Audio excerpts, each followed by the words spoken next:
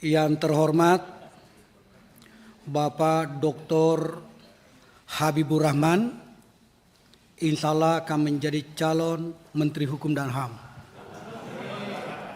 Insya Allah. Tumpah tehnya nih Pak. Didoakan Pak Asep. Ya itu Pak Asep udah dengan Pak Cahyo sudah berdoa.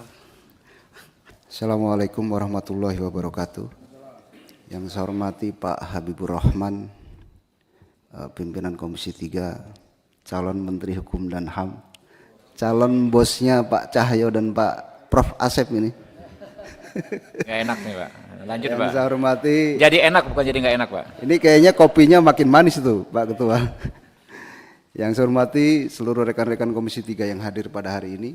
Yang saya hormati Wakil Menteri Kominfo, kemudian Dirjen AHU Pak Cahyo, Prof Asep, kemudian Sekjen PSSI, kemudian Pak Indra Safri, pelatih timnas kita, dan calon pemain timnas kita ada Tomjen Martinus Haye, kemudian Ragnar Antonius Maria Oratmangun, kemudian Martin Vincent Pes.